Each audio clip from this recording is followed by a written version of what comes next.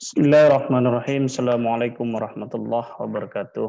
Alhamdulillahirabbil alamin wa bihi nasta'in wa ala umurid dunya waddin wassalatu wassalamu ala asrafil anbiya'i wal mursalin sayyidina Muhammadin wa ala alihi wa ashabihi ajma'in amma ba'du.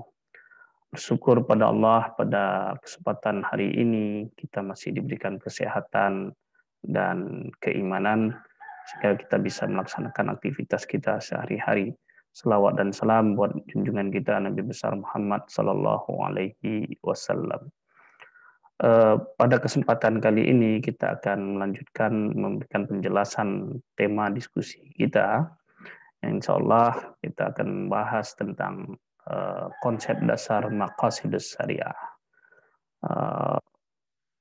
Istilah maqasid syariah belakangan sangat sering digunakan, terlebih dalam diskusi tentang ekonomi syariah.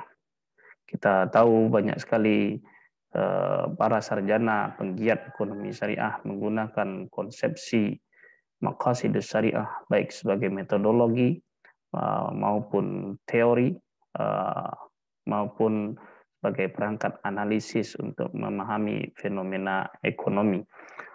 Misalnya berkaitan dengan indeks pembangunan manusia yang diukur dengan maqasidus syariah, kemudian mencari good governance dan lain sebagainya.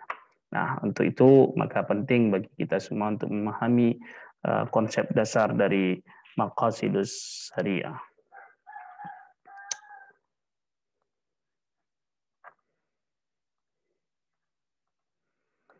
Oke. Nah, ini akan insya Allah beberapa menit ke depan kita akan mendiskusikan topik pembahasan ini. Nah, untuk memulainya maka saya mengutip apa yang ditulis oleh Jasir Auda dalam bukunya yang berjudul Maqasidus Syariah as Philosophy of Islamic Law, a System Approach.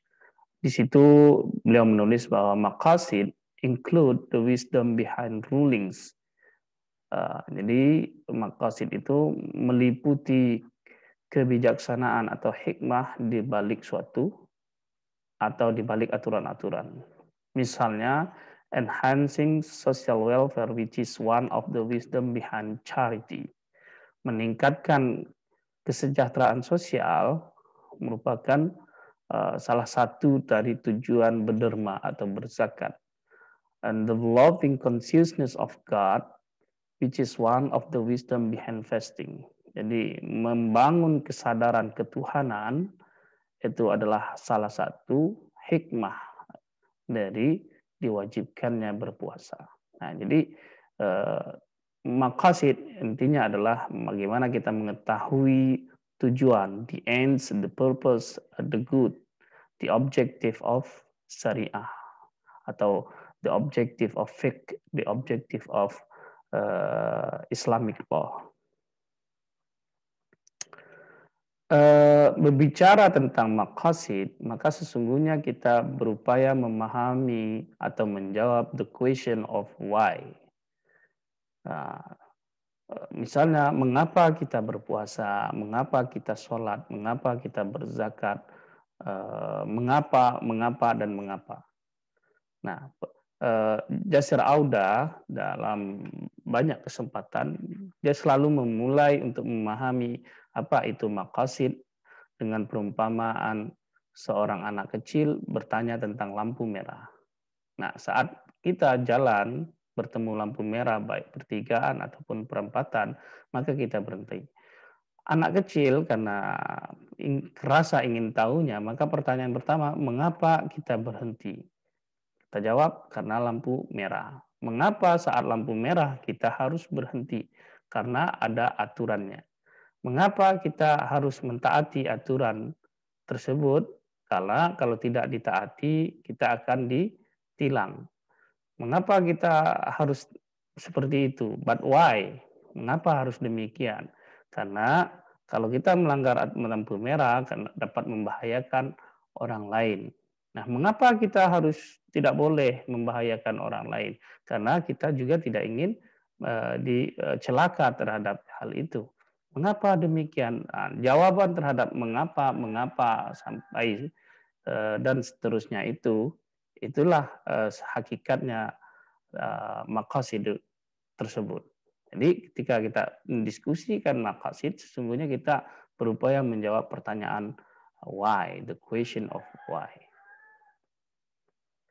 Nah, maqasid sendiri secara kebahasaan adalah bentuk plural jamak yang bermakna tujuan, the objective, purpose, maksud, the intent, niat, atau prinsip, principle. Jadi ini makna dasar dari kata maqasid. Nah, sedangkan kata syariah secara bahasanya itu the way to the water, to the water. Jadi jalan menuju mata air, sumber air. Nah, kita tahu air itu adalah sumber kehidupan. Nah, jadi syariah artinya jalan menuju sumber kehidupan, which is mean jalan menuju Tuhan, jalan menuju Allah Subhanahu wa taala. Nah, kata syariah sendiri menurut Abdul Qayyim Al-Jauzi, syariah based on wisdom and achieving people welfare in this life and the afterlife. Jadi syariah itu adalah berbasiskan kepada hikmah atau kebijaksanaan bagaimana kita menggapai kebahagiaan, kesejahteraan hidup di dunia ini maupun di akhirat. Syariah is all about justice, mercy, wisdom, and good. Syariah itu apapun yang berkaitan dengan keadilan, berkaitan dengan kasih sayang, kebijaksanaan, ataupun kebaikan. Nah, setiap aturan yang menggantikan atau bertentangan dengan keadilan, bertentangan dengan kasih sayang, kebijaksanaan, ataupun kebaikan, itu is a ruling that doesn't belong to the syariah. Adalah aturan-aturan yang sama sekali tidak ada kaitannya dengan syariah. Sekalipun ada klaim itu dihasilkan berdasarkan interpretasi tertentu. Seperti itu ya. Jadi sangat lugas sekali definisi yang diberikan oleh Ibnu Qayyim Al-Jauzi ini. Nah, apa sih ruang lingkup maqasid syariah? Nah, ini saya ambil dari rangkuman yang ditulis oleh Jasir Audah. Sederhana, syariah atau maqasid adalah tujuan dari Islamic law. Nah, di situ ada beberapa tujuan. Ada level necessity, needs, and luxury atau daruriyah, hajiyah, dan tahsiniyah. Nah, ketiga level ini tujuannya adalah untuk menjaga preserving of faith atau agama, keyakinan, keimanan atau agama, jiwa, kekayaan, pikiran, keturunan, ataupun kehormatan. Ini adalah hierarki atau ruang lingkup maqasidus syariah. Nah, jadi